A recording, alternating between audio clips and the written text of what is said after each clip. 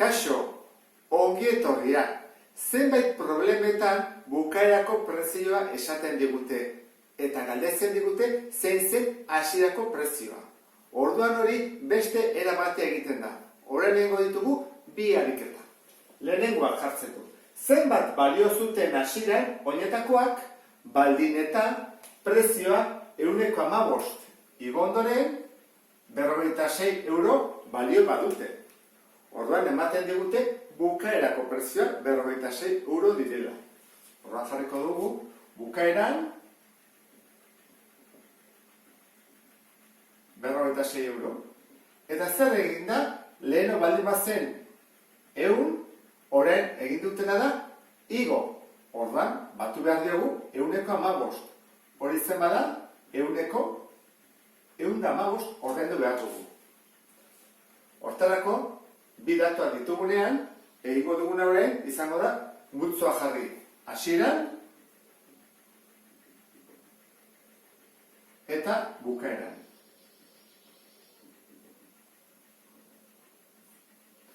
Hasieran 100 balio zuena, bukaeran zen bada 115 igo egin delako.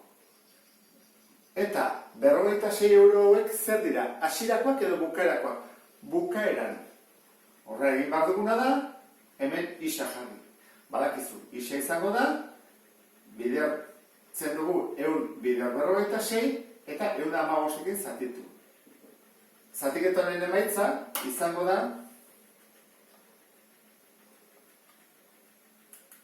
zati 56, 40. Orduan, 40 euro ordaindu behar dira, ezta? Hoi da, modu bat. Badakizu beste modua dela, jartzen dugu hasieran bukaeran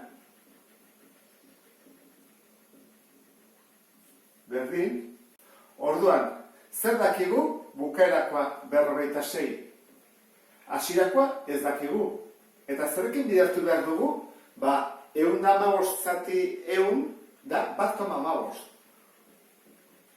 Hau da beste modua oso azkar egitekoa.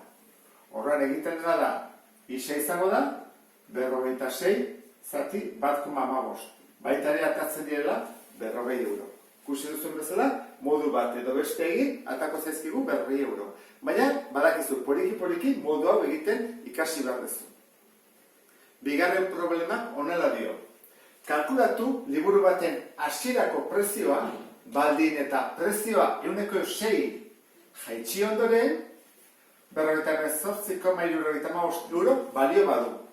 Orduan, hemen ere ez dakigu hasierako prezioa, dakigu bukaerakoa. Orduan, bukaeran, ordaindu ditugu, 48,75 euro.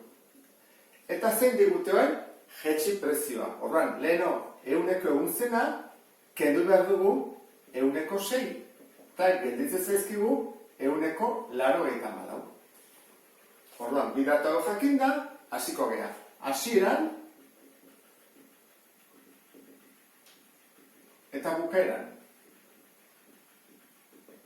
Orduan, hasieran baldin baziren 100, bukaeran, ordaindu behar ditugu 84. Orain, prezio hau, zer da liburuarena? Hasierakoa edo bukaerakoa? Bukaerakoa, horra jarriko dugu, bukaeran azpian. 48,75. Eta hemen, isa. Isa nola kalkulatzen da, egiten da. Guruz biderketa, 48,75 bider 100, eta zatitu bat dugu, 84. Orduan, hortako kalkulagoia dugu. 48,75 bider 100, zati 84. Eta atazi zaigu, 62,50 euro balio zuela hasieran. Kusi duzu bezala, merketu eginda. Eta zein da bigarren modua? Jarriko dugu berdin. Hasieran, bukaeran, eta berdin. Zer dakigu bukaerako prezioa? 48,75. Bider jartzen du hemen, hasierakoa badakigu ez. Eta zerkin bidertu behar da? Ba honekin 0,74kin. 0,74 horra izango da. 48,75 zatitzen pasatzen delako 0,84. Egiten badugu zatiketan, atako zaigu berriro prezio berdina.